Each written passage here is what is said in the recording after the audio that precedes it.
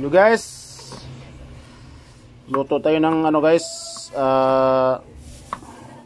binataang gulay guys na may labahita guys. Iwa muna tayo guys ng ricado.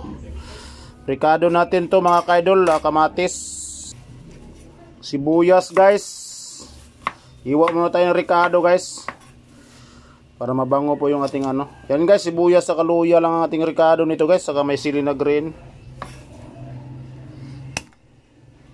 Guys, sabayan na natin to dito guys. Sabayan, luya, sibuyas, sabay. Gusto po yung gulay guys.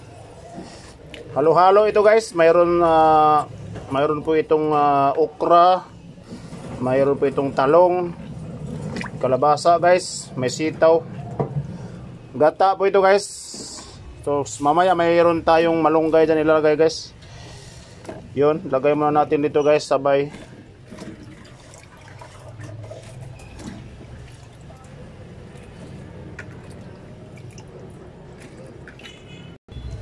Ito po yung gata nito guys, ito po yung pangalawang gata guys. Pangalawang piga, ito po yung unay sabaw natin dito guys.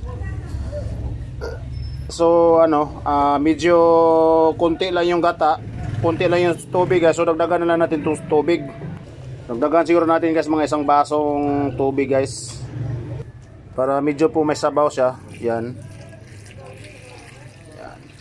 Okay yan guys, pakuluan na natin.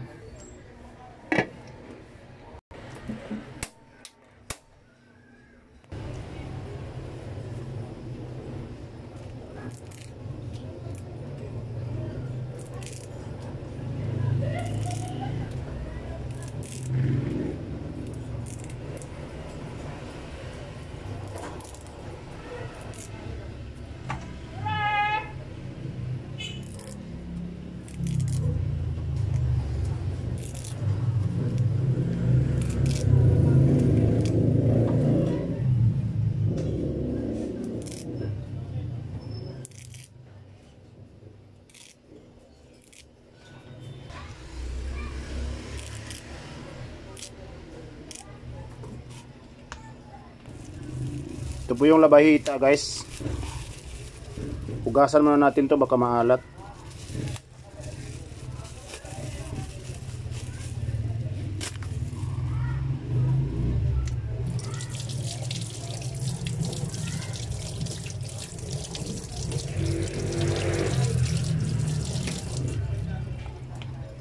Dalawa po yung ating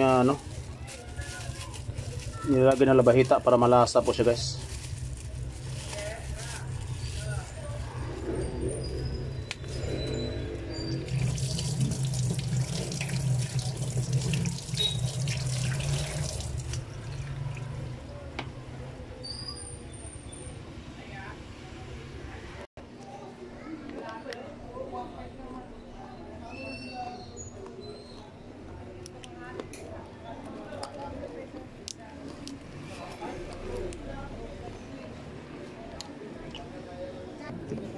Hindi na himay-himayon? Hindi na himayon yan. Hinugasan ko na yan. Ha?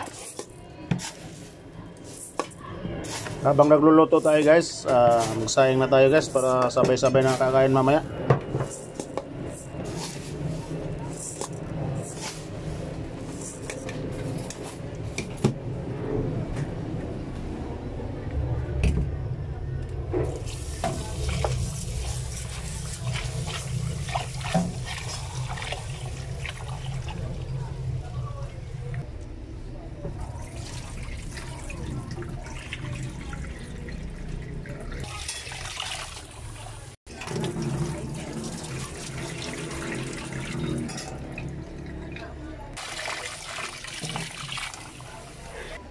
Ganito ba kayo magsaing guys? Hindi na kailangang sukatin guys yung bigas. Kasi nung maliit pa ako guys, ito kasi turo sa akin ng aking mga magulang guys, yung dito lang sa daliri guys. Hindi na kailangang sukatin guys. Halimbawa, 6 na takal yung bigas mo. Hindi na kailangang sukatin 6 na takal. Ganun lang ang basihan guys, dito sa daliri lang guys. Sa daliri guys, yung sukat ng daliri guys, kahit ano guys, hindi talaga mahilaw yung ano mo guys. Hindi mahilaw yung sinaing mo guys. Kasi ano yan guys, dito po yan guys, ano guys. Pag once na yung daliri mo yung pangsukat sa sinaing guys. Alam na yung mga ano, mga batang 90s guys.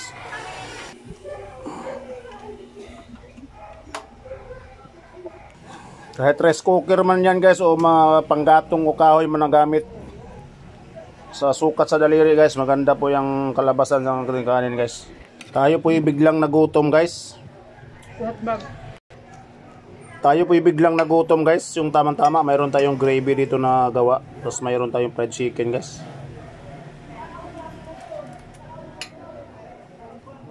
Pandesal lang kasi yung kinain natin guys sa almusal guys. Guys, lumulo na po yung ating anong kulay.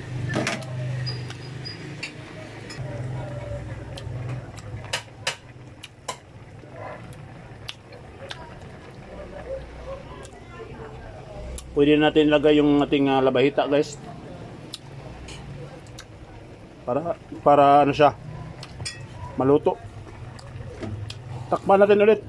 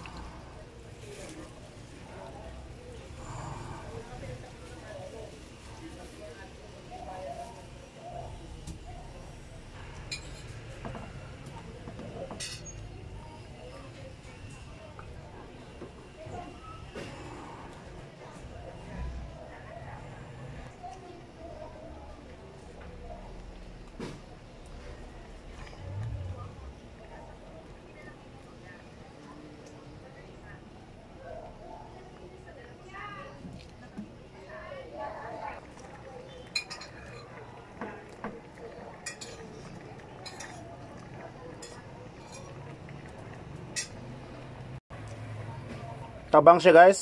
So lagyan natin ng asin.